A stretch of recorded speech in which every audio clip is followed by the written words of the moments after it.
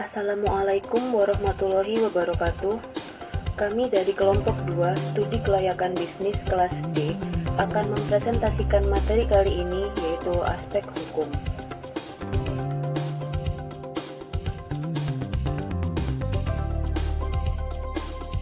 Pengertian aspek hukum.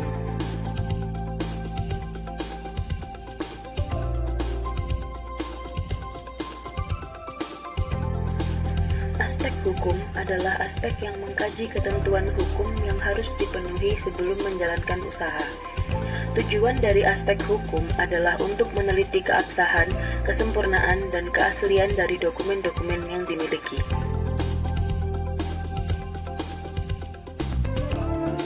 Nilai penting aspek hukum bagi perusahaan.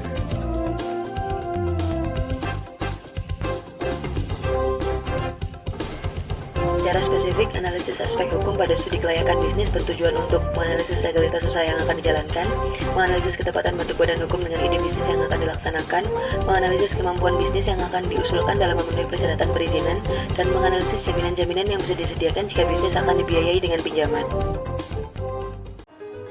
Jenis-jenis badan usaha.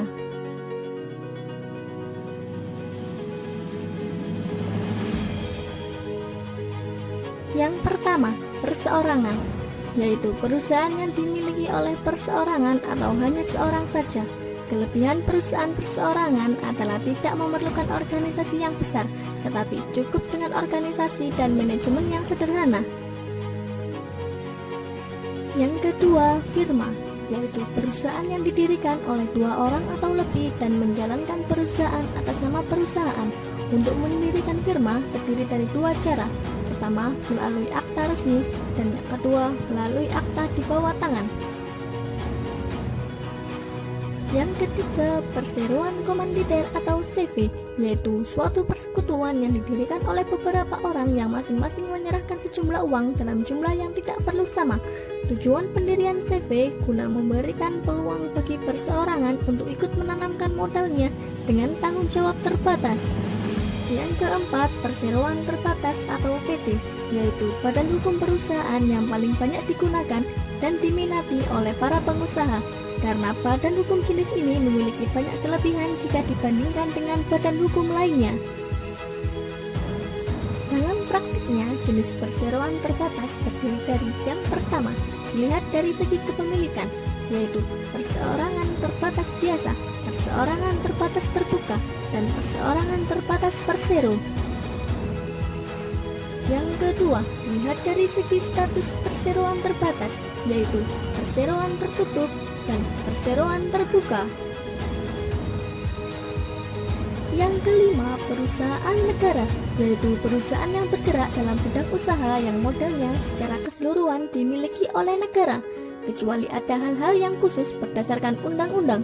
Tujuan dari pendirian perusahaan negara adalah untuk membangun ekonomi nasional menuju masyarakat yang adil dan makmur.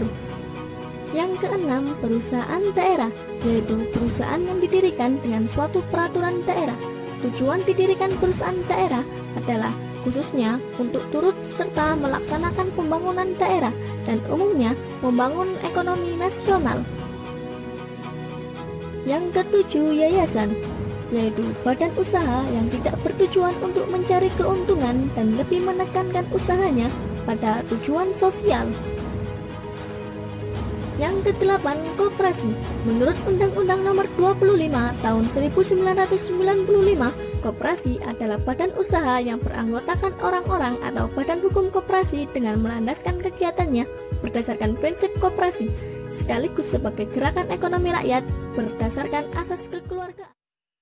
Jenis-jenis izin usaha.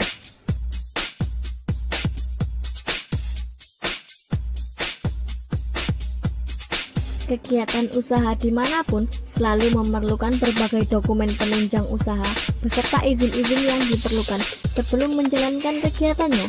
Adapun izin yang dimaksud adalah tanda daftar perusahaan, nomor pokok wajib pajak, izin-izin usaha, sertifikat tanah, atau surat-surat berharga yang dimiliki. Izin-izin perusahaan lainnya yang harus segera diurus bagi pemilik usaha, yaitu surat izin usaha perdagangan, surat izin usaha industri, izin usaha tambang, izin usaha perhotelan dan pariwisata, izin usaha farmasi dan rumah sakit, izin usaha peternakan dan pertanian, izin domisili di mana perusahaan atau lokasi proyek berada, izin gangguan, izin mendirikan bangunan, izin tenaga kerja asing jika perusahaan menggunakan tenaga kerja asing.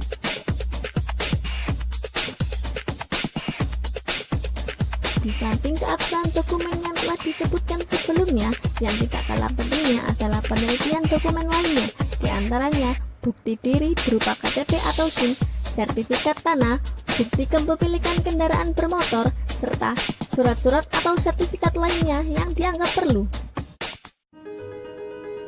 Dokumen yang diteliti.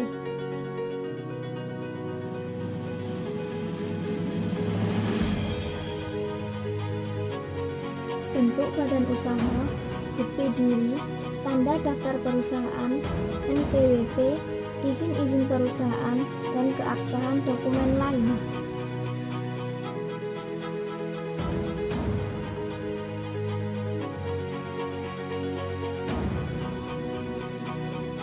Penelitian lapangan.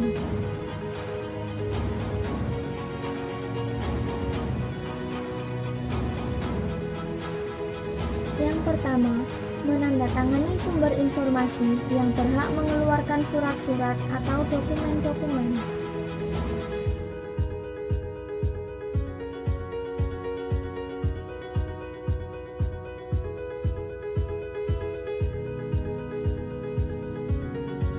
Yang kedua, mencari informasi dari laporan, koran, majalah, atau perpustakaan yang memuat informasi yang relevan dengan analisis kita.